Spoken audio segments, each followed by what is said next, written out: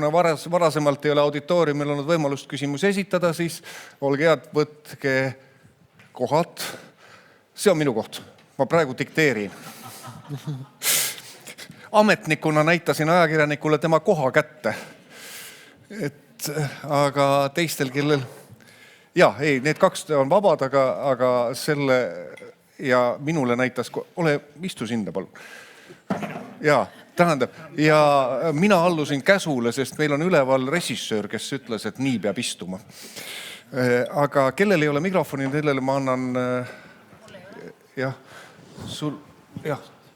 teil on olemas. Nii, ja siis tekib ka auditooriumil võimalus meie diskussiooniga kaasa tulla ja neid küsimusi, mida teil ei õnnestunud esinejatele pärast nende ettekannet esitada, siis saab teha nüüd.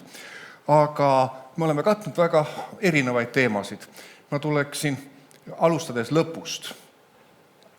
Kindlasti mõningad inimesed ütlevad, et jutt ju jumala õige, aga kelle asja siis ajakirjandus ikkagi ajab? No sellest ma ju rääkisin, et ajakirjandus See ma tahaks ikka sellest aru saada, sest et poliitikud on ju ka rahva esindajad. Ja kui ajakirjanik ajab poliitiku, või tähendab, kui ajakirjanik ajab rahva asja ja poliitika ajab rahva asja, et mis siis nagu valesti on? Eks nad mõlemad saavad oma sellest mandaadist siis nagu erineval viisil aru. Muide, ma täpsustaksin, et poliitik ei aja rahva asja, et see on väga selgelt määratletud. Et poliitik on saanud valimistel hääled, mõni võib olla ajakirjanik ei ole? Ei ole, ma kohe jõuan sinna. Poliitik on saanud valimistel hääled, heal juhul näiteks 20 000 häält Riigikogu valimistel, mõni on saanud 5000 häält, mõni on saanud 3000, mõni 300, kõik on tegelikult täiesti legitiimsed.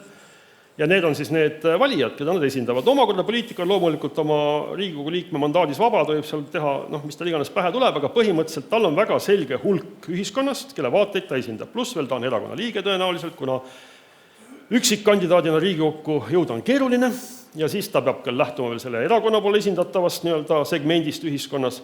Ajakirjanik saab oma hääled kätte või toimetus saab oma hääled kätte iga päev.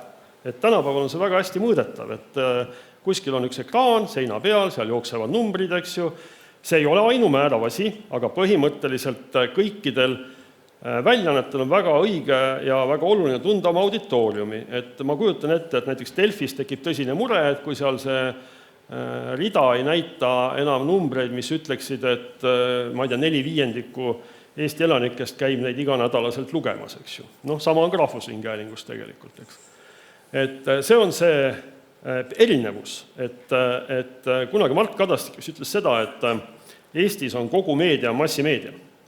Et Eestis ei ole sellist luksust nagu Inglismaal või Ameerika Ühendriikides, kus sa saad teha kitsast 90 000 lugejaga niši väljaannet, et kui sul on Eestis 90 000 väljaanne, siis see on juba massimeedia. Rääkimata sellest, kui sul on 900 000 lugejaga väljaanne, siis sa oled massimeedia ja sa pead arvestama kõiki neid erinevusi. Eestis põhimõtteliselt 900 000 on kõike hõlmav. Sinna kuuluvad ka need erakonnad kõik omakorda ja nende valijad. Et selles mõttes, et see on see mandaat ja see on see rahvas, keda siis ajakirjandusväljaanne peaks igapäevaselt silmas pidama, kui ta läheb poliitikutega või aktivistidega või ametnikega selle avaliku agenda pärast nagu konkureerima. Jah, nüüd Mari-Liis, sina oled neid numbreid ju väga täpselt jälginud ettevõtte tasemel. Esa Mäkinen tõi korraks näite, et viimase Reutersi uuringu põhjal on siis mehed rohkem konservatiivsed lugejad ja naised rohkem liberaalsed või demokraatlikumad lugejad. Ja meediaväljaande ülesanne on siis olla mõlemale piisavalt hea, et ei oleks sellist polariseerumist, nagu me näeme näiteks Ameerika Ühendriikides, kus osa ajakirjandust väidab, et nemad teavad, mis on tõde, ja teisel pool on siis teine osa ajakirjandust, kes väidab, et see ei ole üldse see. Ja mõlemad räägivad rahva nimel. Kuidas meediajuhil sellist olukorda vaadates rahva esindamise tunne on? Esindate siis rahvast või paneb raha teid rääkima? Ma muidugi jällegi tulen selle juurde, et ma olen eks-meediajuht, eks ju Eestis vähemalt. Ja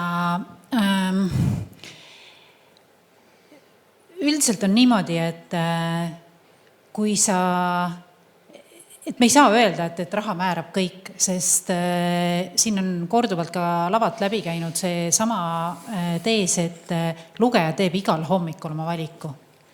ja seetõttu me peame ikkagi, sa võid trikitada ühe korra, võid trikitada 2 korda ja ma tulen tagasi enda esitluse juurde, kus see sõltumine 3. osapoolest, kus sa ei kontrolli ei seda, mis jõuab eetrisse läbi siis sinu loodud väärtuse ja kuidas see jõuab eetrisse ja millal see jõuab eetrisse läbi erinevate platvormide, siis tegelikult seal ongi ju vastus. Seda juba täna on näha, kuidas paljud on kaotanud enamuse oma lugejaskonnast läbi selle, et nad ei kontrollinudki otsesuhet oma lugejaga ja sealt ju tulebki ka see raha ja kui sa ei suuda teenindada oma lugejat, siis ega sul pikka pidu ei ole, aga kõik see käib nagu sammu haaval, et see ei käi niimoodi, et täna on nii ja järgmisel esmaspäeval on teistmoodi, et harjumuse jõud on väga-väga suur, aga kui see laev nagu pöördub, siis ka seda tagasi keerata on väga raske.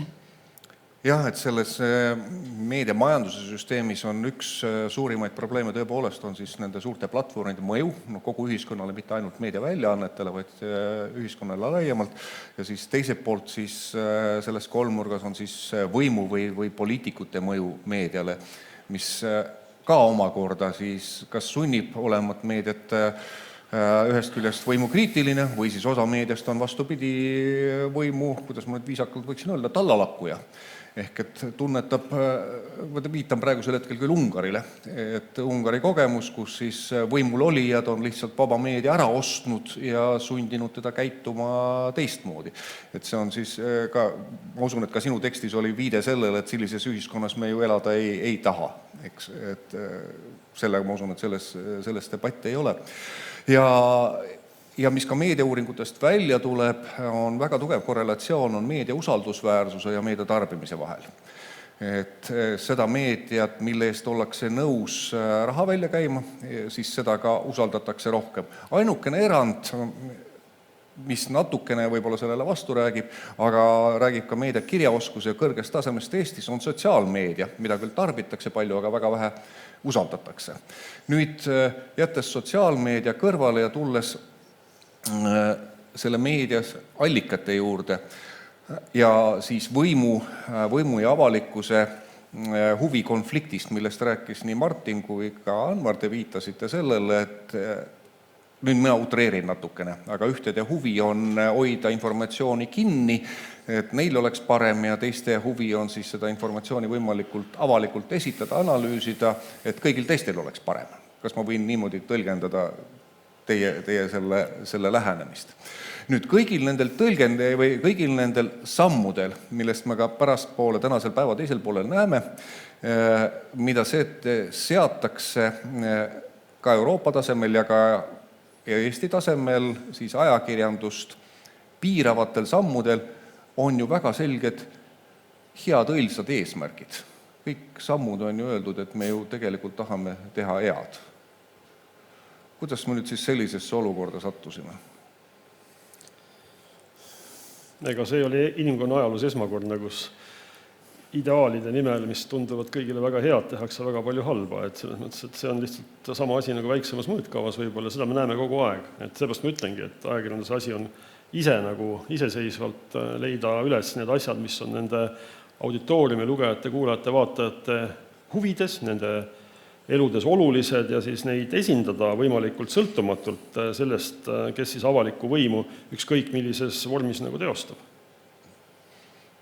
Et see oleneb ka ju tegelikult sellest, et kus see nagu alguspunkt on ja mingid asjad on, millega me tõenäoliselt suudame kõik ühtemoodi nõustuda. Et mis asjad võiks olla nüüd see riigisaladused? Kas Eesti kaitseplaanid näiteks Venemaa vastu, kas see peaks olema riigisaladusega kaitstud või mitte? Tõenäoliselt me oleme kõik nõus, et see peaks olema riigisaladusega kaitstud, et see ei peaks olema avalikult alla laetav, need plaanid, skeemid ja kõik muud, eks ju. Nüüd, millest tekib see probleem on see, et hakatakse nagu laiemaks defineerima näiteks seda sama riigikaitset, et ka kultuur on kindlasti riigikaitse osa. Ma usun, et ka Kultuuriministeerium juba räägib, et andke meile eelarvesse raha juurde, sest see on ikkagi nagu riigikaitse ja riigikaitsesse me pidime rohkem protsendid panema, et ka meie peaksime saama. Või siis nakkushaigustega võitlemise osa. No mis iganes, eks ju. Ja sealt hakkavad tekkima need konfliktid. Et ma ütleks, et näiteks, et kui riigikaitse märgi all Vanemuise teater teeb 3 etendust, no siis ma võiksin neid dokumente nagu näha. Et kui palju maksti, kellele maksti, kui palju, mis asi oli, aga see ei, aga see on ikkagi nagu riigikaitse, et see peaks olema ka sinna nagu kaitse alla. Ja niimoodi nagu samm-sammult tegelikult lisatakse neid asju sinna juurde, mis alguses tõesti on sellised kohad, kus mingil platvormil, millega me kõik nagu võime nagu nõustuda, aga siis nagu ikka lähevad asjad käest ära. Jah, et kuidas see siis käest ära läks, et üks GDPR ehk siis isikuandmekaitse seaduse initsiatiivi algpunkt on seotud ju hoopis Ameerika Ühendriikide valimistega, presidendi valimistega tähendab, ehk siis kus Cambridge Analytics kasutas ära väga suurt andmebaasi inimeste nõusolekuta ja tulemus oli ka näha valimistulemuses. Vot, väga hea küsimus. Võite ka kõik käega märku anda või võite ka mitte märku anda, kui palju te Eesti viimastel kohalike valimistel vaatasid neid QR-koodi taga olevaid andmeid. Et kes on näiteks Õhtulehest ostnud selle reklaami, palju selle eest maksnud, mis on lehekülje hind ja kõik muu taoline. No ma arvan, et see on enam-vähem nagu 0. Siin üks tuli, aga näeks üks erand on ju alati eks ju olemas. Mitte midagi ei muutunud paremaks. Et ongi lahendati kellegi teise probleemi.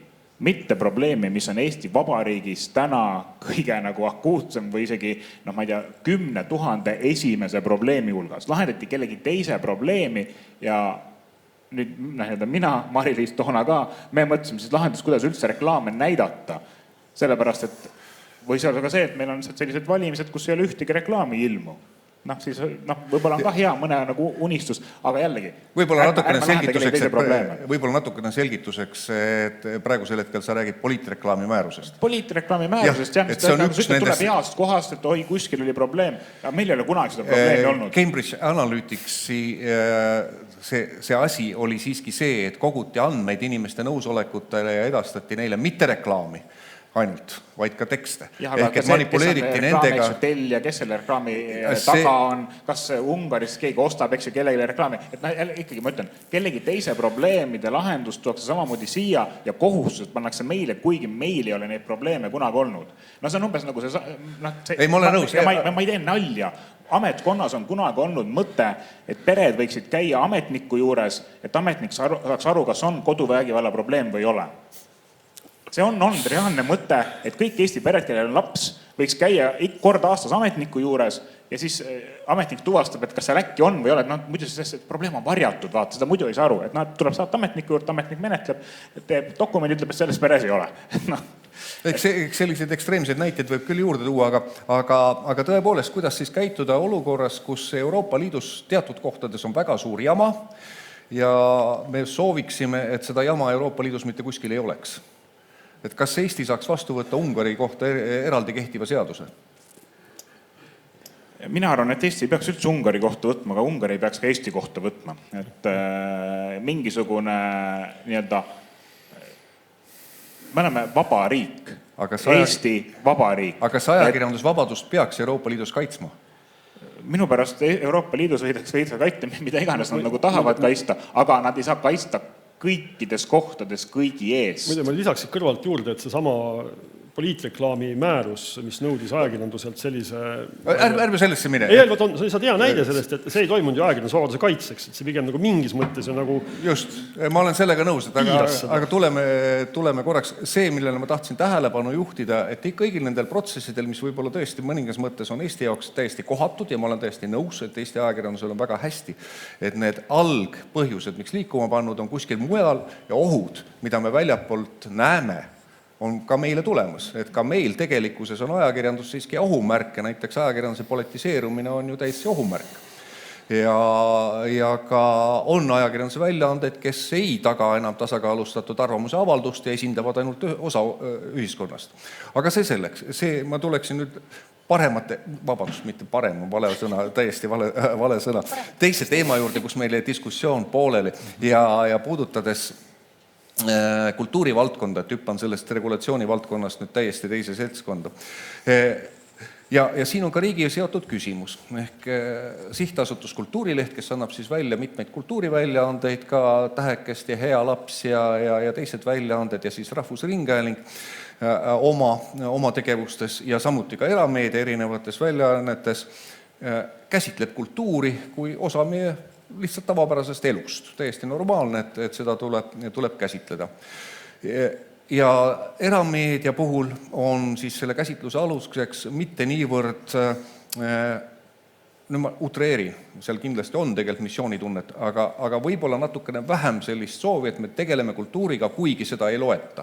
Et ma usun, et see ikkagi vaadatakse, et mitu lugejat sellele artiklile taha tuli või mitu vaatajat sellel telesaatel oli. On nii. Või tehakse ka asju selliselt, et hoolimata sellest, et kedagi kultuuri ei huvita, me ikka teeme.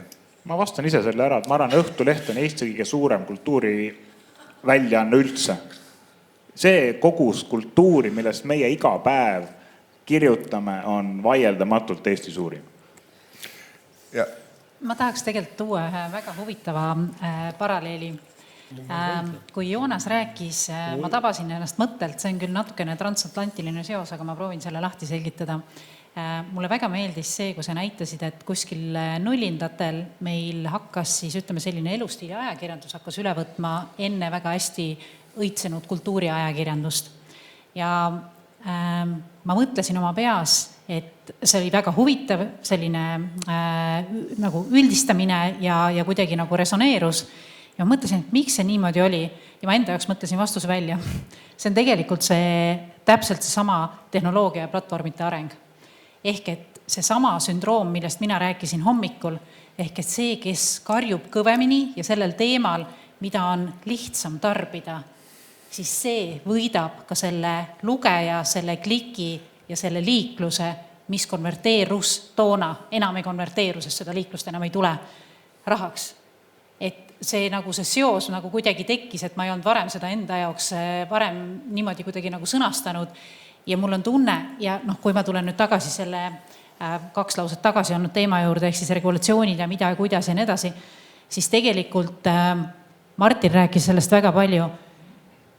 Me tegeleme ja meie ametnikkond tegeleb probleemidega, millega meil on nagu julgust, võimet ja ma ei tea, oskust tegeleda ja mugav tegeleda, sest me justkui nagu suudaks nendega tegeleda.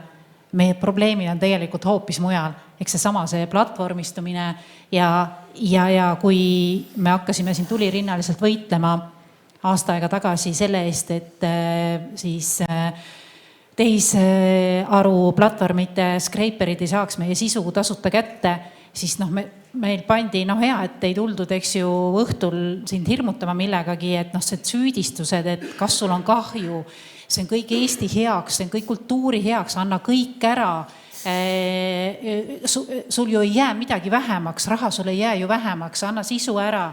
Ja ma mõtlesin et ma tõesti mõtlesin, kas see toimub päriselt, et sa oled tehnoloogia vastane, mingi vana ajakirjanduse eesseisja ja nii edasi. Ja nagu see mõtlemine peatus sellel hetkel.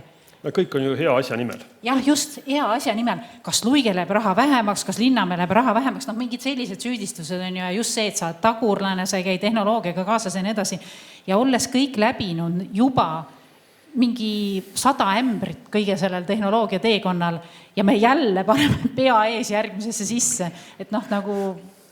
Et vaatajatele, kuulajatele selle teemaga me läheme süvitisi edasi pärast lõunapausi, et see on üks väga oluline teema, mis puudutab andmed ja privaatsust, aga ma tuleks selle Joonase poolt algatatud diskussiooni juurde, mis sina omakorda viitasid siis Marek Tammele ja Indrek Ibrusele.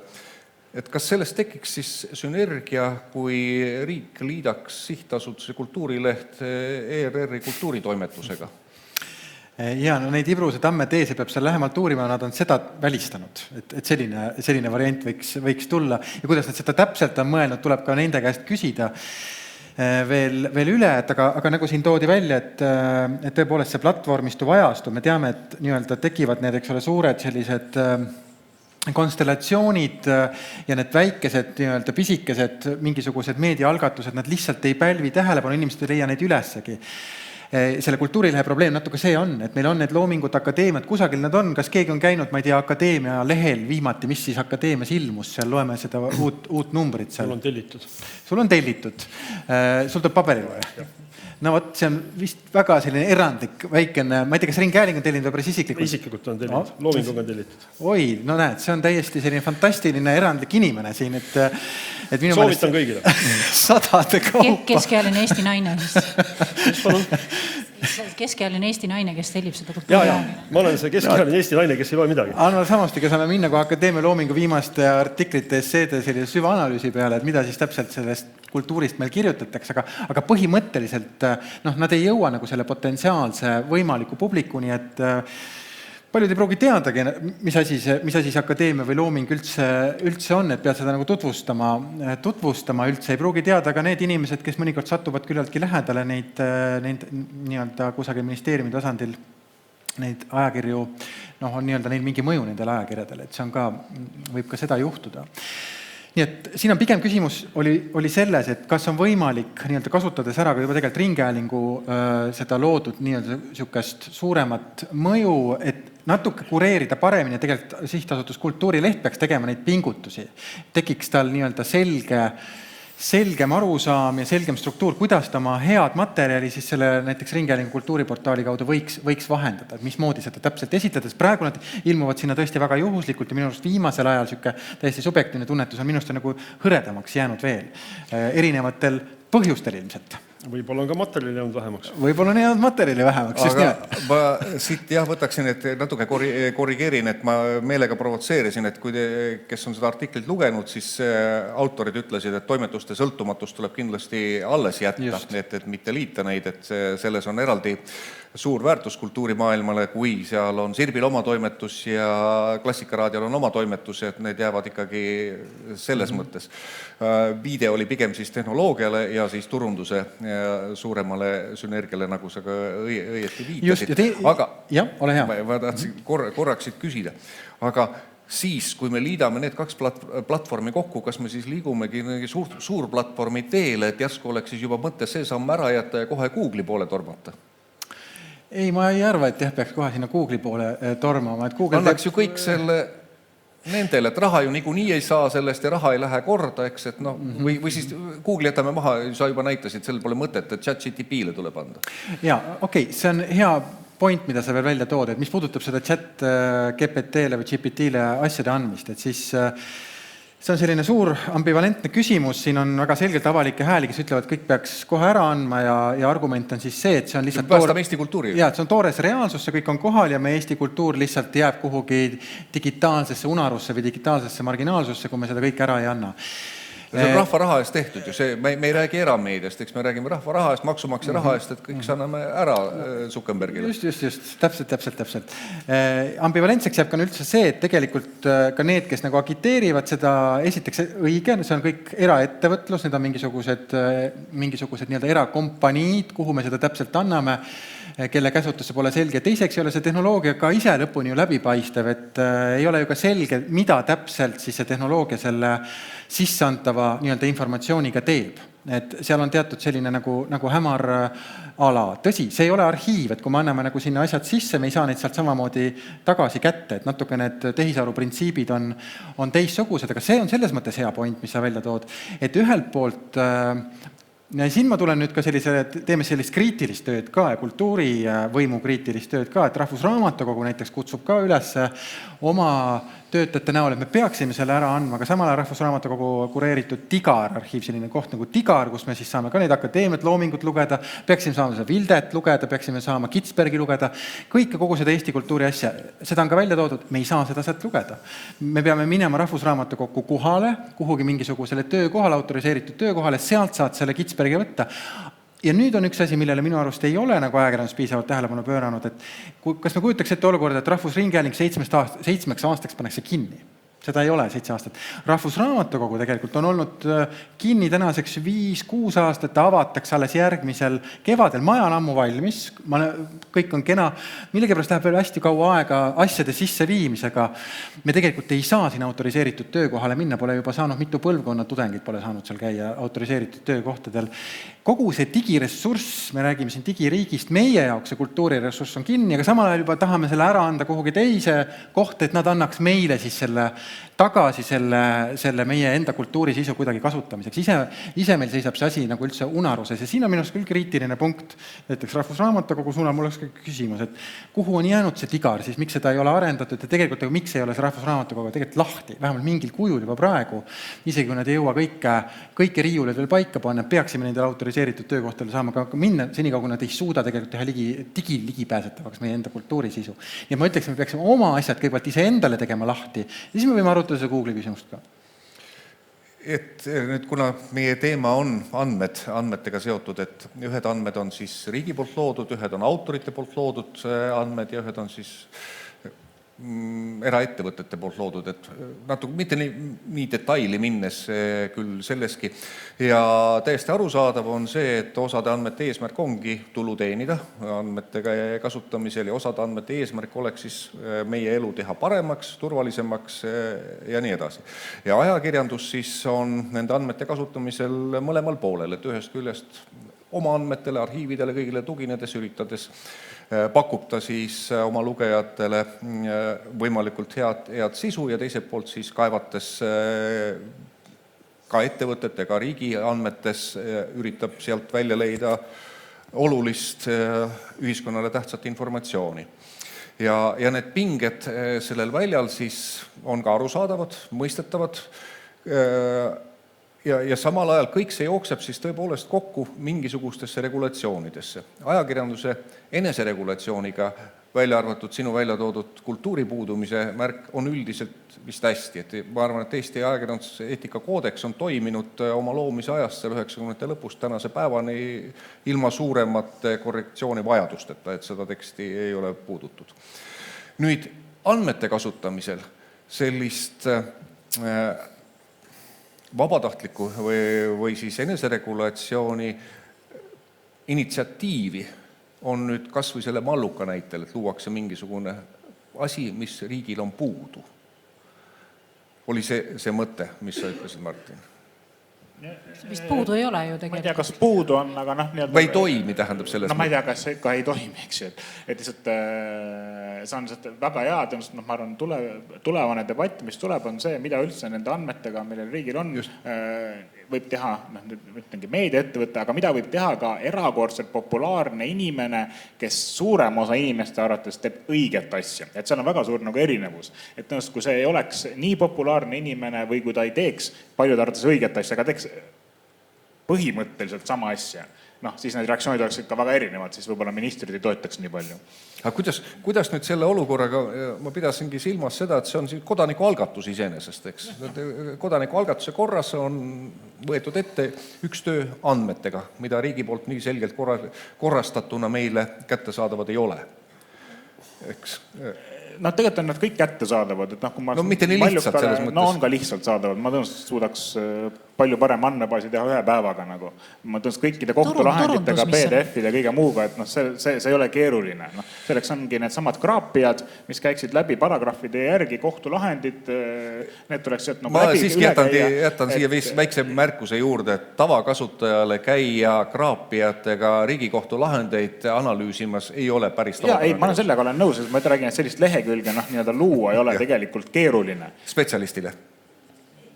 Tänapäeval isegi enam mitte spetsialistid. Tänapäeval sa lähedki sinna tegelikult, mina koodin suures osas näiteks Claude'iga, mis on siis AI platvorm.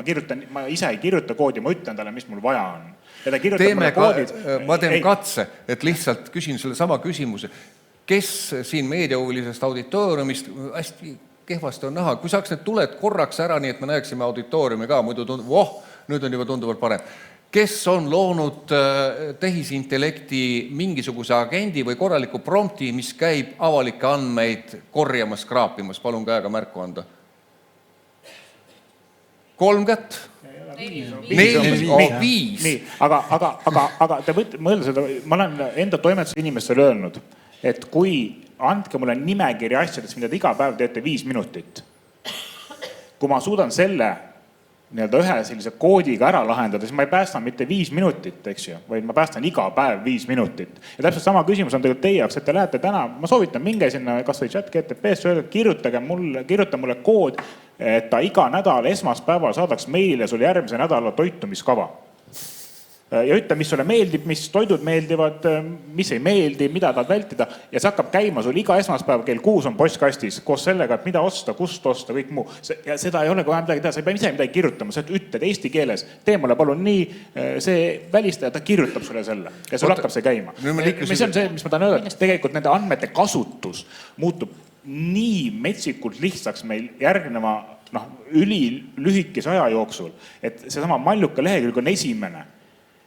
Aga mõelge nüüd, kui sama, et ma võin öelda täna, et kirjuta mulle see kood, inimene, kes ei ole kunagi koodi kirjutanud ja ta saab neid lehekülgad looma sadu.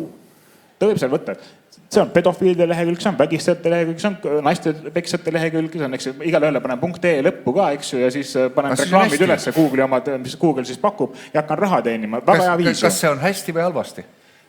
See ongi ühiskonna debati küsimus. Mina tegelikult otseselt nagu seda, mulle nagu meeldib see, et inimesed saavad vabalt tegutseda ja andmed on nagu vabalt kätte saadavad. Küsimus on nüüd sellised nagu moraalsed rohkem, et kas see karistus, mis on sul kantud, kas see peab sinuga elu lõpuni nagu kaasas käima, kas see sündmus defineerib sind inimesena igavesti. Aga need on nagu palju laiemad küsimused ja nendele, ma arvan, et keegi ei saanud aru seda, et see on õige vastus. Eks varem või hiljem sellise tegevusega kaasneb ka kogu vastutus, ühiskond nagu õpib sellest ja siis me näeme seda, kuidas aktivist, kellest on võib-olla tahes-tahtmata saanud ajakirjanik või meedia omanik, eks ju, et see siis kogeb kõike seda, mida ajakirjanikud, toimetused ja meediaomanikud on pidanud reaalsusena kogema nagu viimased, ma ei tea, 20-30 aastat, eks ju, et ega see ei jää sellesse faasi, et kui meie siin peame kolleegidega kustutama või vastama taotlustele kellegi nimede kustutamise kohta, et küllap ka sellised aktivistid peavad hakkama nendele taotlustele vastama. Kui mitte varem, siis sellisel juhul, kui kohus neid kohustab. Kusjuures mina olen neid taotlusi näinud nende samal aktivistid, see on Malluka näitel. Mallukal on sellised Facebook Reels, mis on mingid nagu kuvapildid või videod ja vastus on üldiselt, et mine ja siis on teine sõna veel. Mina pean viisakamalt vastama. Ja see on, ütleme, see teeb meile härmi. Et ma praegusel hetkel vastus jäi siiski saamata, et küsida ei ma või... arvan, et Martini point, see paljusõnalise jutu point, autan kokku, oli see, et täna need reeglid ja ootused on erinevad, eks ju. Meediaettevõttel on ühed, samas kui kellelgi on umbes sama suur auditoorium kui mõne väiksemal meediaettevõttel, siis temal pole mingeid ei ootusi ega ka kohustusi. Ja Anmar, eks ju, ütles, et see tuleb koos ajaga. Küll ta tuleb. Ma andsin üle see prompter, ma teen kokkuvõtet. Nüüd ma täpselt, aitäh sõnastamast minu küsimust. Minu küsimus oligi, et nüüd me olemegi tagasi siis regulatsioonide juures. Et kas eneseregulatsioon või on nüüd siis tuleb kurjadel ametlikul, kes on lollid ja midagi ei tea, teha uus seadus, mis ütleb, mida Mallukas teha tohib? Tagasi tuleks minna selle algse seaduse juurde. Seadus on olemas tegelikult. Ja on olemas, aga minna tuleks tagasi sellele, mida tegelikult ma esimesel slaidil näitasin, see algne versioon. Sest kui te nüüd mõtlete nagu seda, et üldiselt kui palju neid probleeme siis nagu oli? Tooge mingid näited nendest probleemidest, mis Eesti ühiskonnas metsikult oli, mida tuli nagu lahendama hakata. Tegelikult on vastus, et neid probleeme ei olnud ja kui need olid, siis meil on nii väike ühiskond. 1,5 miljonit ja nendest ütleme üks räägivad enam-vähem nagu eesti keelt ja mõned veel ei räägi, siis nad on lapsed, eks ju, nad ei suuda või ei loe, eks ju. Ja et kas me tahame öelda, et 1 miljoni ühiskonnas me ei suuda, siis neid tulipunkte ilma seadusteta ja ilma täiendusteta ja ilma alamlõigeteta siis nagu ära lahendada.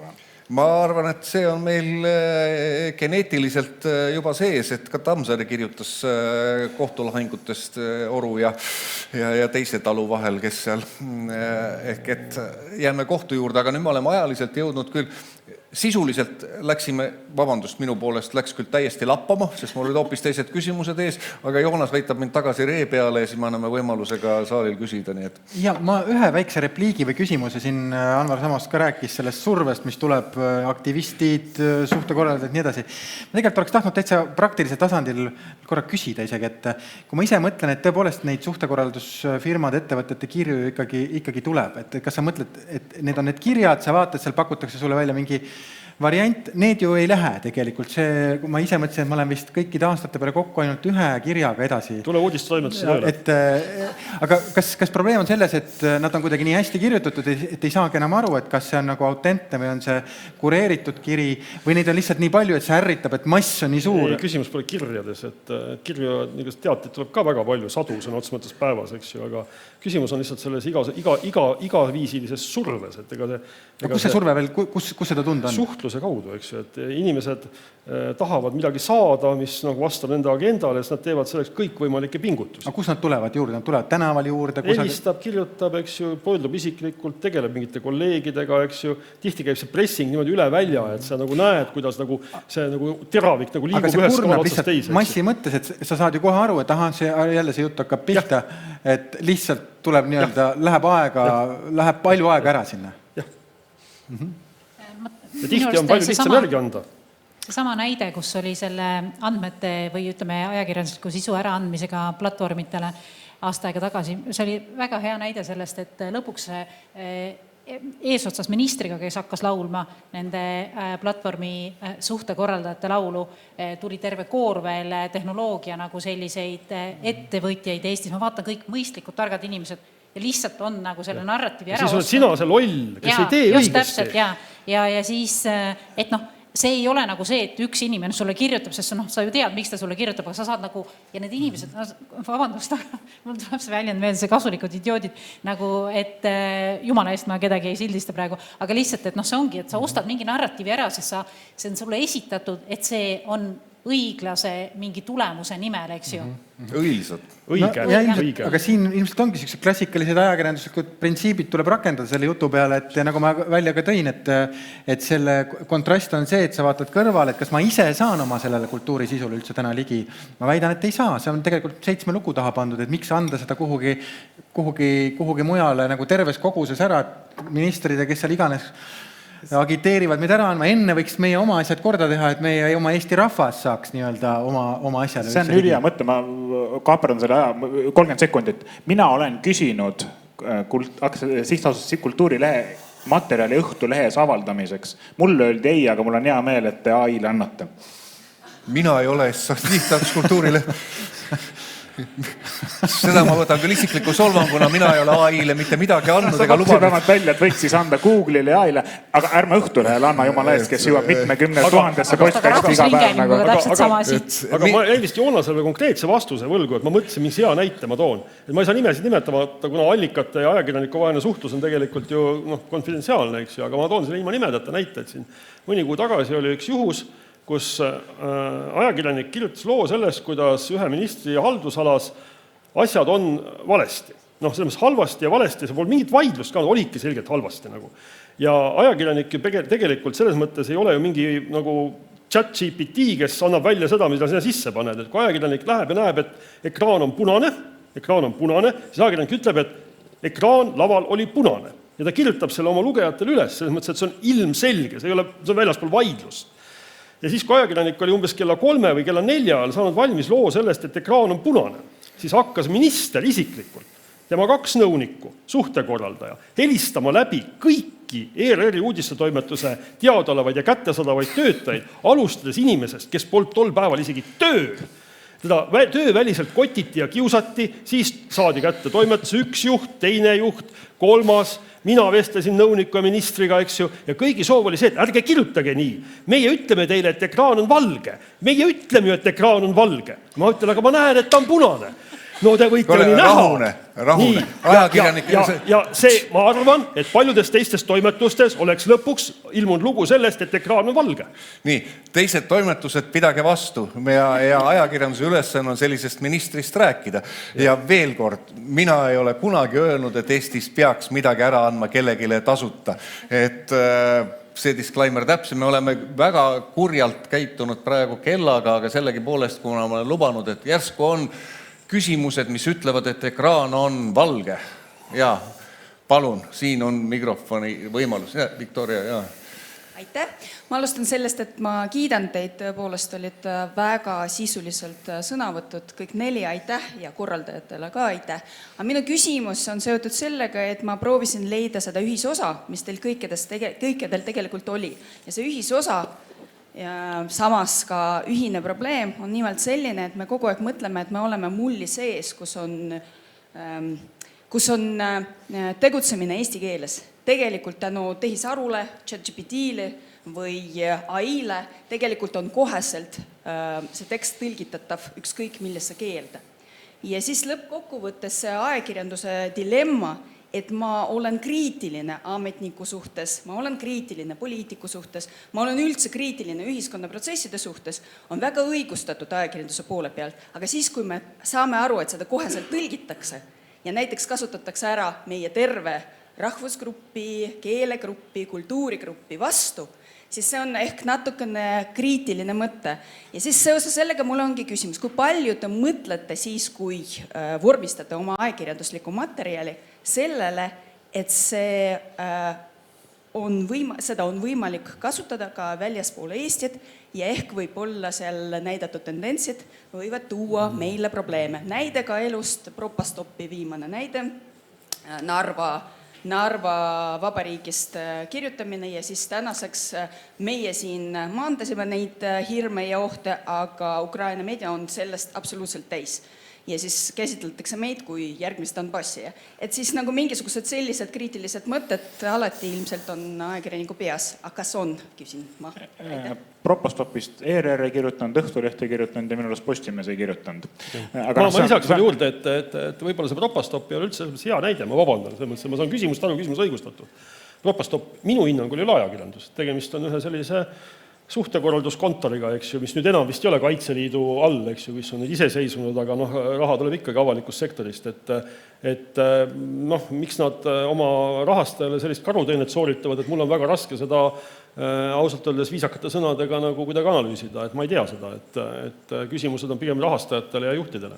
Aga küsimus tegelikult, ma arvan, minu jaoks viimase 2 aasta, Mari-Liis võib täpsustada, kuna ma selle ideega talle tulin, kõige suurem probleem ei ole mitte see, et seda teksti saab tõlkida võõrkeelde, vaid on see, et need tekstid, mis Eestis kirjutatakse praegu, on väga kitsale ringkonnale. Et kui sa teed lahti kolmapäeval näiteks Delfi ja näide, ma arvan kõige parem näide, ees on lood Eesti Ekspressile. Kes on Eesti Ekspressi lugeja, kellele need lood on kirjutatud? See on 55+ inimene üldjuhul, enam vähem, ma tõmban väga suure pintsliga. Et tegelikult, aga see sama lugu loeb arvuti taga noorem inimene kui see, kellele paberlehte see lugu oli mõeldud. Ja mobiilis loeb veel noorem inimene seda sama lugu, mis oli mõeldud tegelikult 55+ inimesele. Et nemad ei saa sellest loost aru, sellepärast, et nende jaoks on see keel teine. Et sellepärast meil Õhtulehes ongi nüüd tööl inimesed, kes tõlgivad meie lugusid noorte keelde, mida me siis suuname Instagram, TikTok, meie sellisesse kanalistesse, et seal nendel samadel teemadel tegelikult rääkida viisil, mis on noortele arusaadavad, et nad kunagi hiljem saaks Õhtulehte tarbima ka võib-olla siis arvuti ekraani taga või siis paberlehes veel, kui paberleht nii kaua suudab püsida. Aga see lugusid, mis me täna kirjutame, ma arvan, on suuresti väga kitsale vanusegrupile ja siis me loodame, et kõik suudavad sellest aru saada ühtemoodi, aga tegelikult ei saa, sellepärast, et vaadake, kuidas teil lapsed suhtlevad. Üldiselt häälsõnumid või videopildiga ainult. Aga tõstes nüüd selle Propostopi, vabandust. Reaalsus veel tuleb. Vaadake, teeme niimoodi. Ma võib-olla täpsustan, kui Propostopi näide ei meeldinud. Okei, võtame absoluutselt teisest suunast. Eile ma lugesin seda drooni uudist ja vaatasin, et õnneks kõikides majades oli üks ja sama pealkiri, mis on väga hea, sellepärast, et mina koheselt mõtlesin, et tegelikult teises riigis neid pealkirju loetakse hoopis teise silmaga. Me tahame rahustada ja võib-olla informeerida oma elanikonda. Seal võetakse seda hoopis julgeoleku aspektist ja meid nõrgestavast aspektist. Ehk siis ikkagi endiselt see sama küsimus, et mis on, siis toimub teie ajakirjanduslikus peas siis, kui te vormistate seda informatsiooni, mida just kui tahate pakkuda oma auditooriumi, aga tegelikult seda loeb ka see auditoorium, mis on teie suhtes vaenlik. Aitäh! No ma tuleks tagasi oma esialgse jutu juurde, et Eesti toimetusel, Eesti meediaväljaandel on lõpuks üks lugeja, eks ju, mis on Eestis siin. et hakata mõtlema selle peale, et kuidas see aitab kaasa näiteks Eesti välispoliitikale või vastupidi ei aita kaasa, et see ei ole meie asi seda kaasa mõelda niimoodi sellisel viisil, et ma võin tuua teistpidise näite, et meil oli siin vist nädal aega tagasi Rahvusringhäälingus oli uudis sellest, et Eesti on 2 oma vähestest sõjalaevadest rasketes jääoludes katki sõitnud ja nad ei ole kasutuskõlblikud. Ja kui me läksime seda infot nagu Kaitseväest nagu küsima, et kas see vastab tõele, me teadsime, et see vastab tõele, siis hakati me kõigepealt rääkima seda, et sellest ei tohi kirjutada. Miks ei tohi kirjutada? No sellepärast, et siis saavad venelased ka teada, et meil on 2 laeva katki. No, mis sa oskad siukse asja peale öelda? Hinga rahulikult sisse ja annan Mari-Liisile lõpusõnad. Ma natuke üldistan, et me ei suuda absoluutselt kõikidele aspektidele, mina pole ka ajakirjanik, ma lihtsalt praegu mõtlesin nagu sellest aspektist, et see, et ma täna tulin siia esinema ja rääkisin mingitest asjadest, kõiki neid asju võidakse kasutada minu vastu kuskil mingites momentides, eks ju, et seesama, et ma praegust töötan Ungaris ja sellest võidakse ka keerata nagu mida iganes kokku ja ma alguses mõtlesin ka, et mul mingid inimesed vaatasid nagu sellise näoga, et kas ikka pead sellest rääkima ja nii edasi, mida sa ikka ei tea ja nii edasi. No me ei suuda nagu niimoodi elada, et meil peab olema enda mingi, miks me üldse midagi teeme, sa mõtled selle enda jaoks läbi, aga sa ei suuda nagu, et mida kõik inimesed sinust maailmast arvavad ja kuidas nad saaksid kasutada seda informatsiooni, mida sa valdad ja väljendad sinu vastu, et ma arvan, et see ei ole prioriteet ja see on ühe teise asutuse prioriteet Eestis. Suured tänud ja paluks aplausi ja ma tänan. Ma tean, et ajakirjaniku ei saa väikese kingitusega ära osta, aga ma teen siiski katset.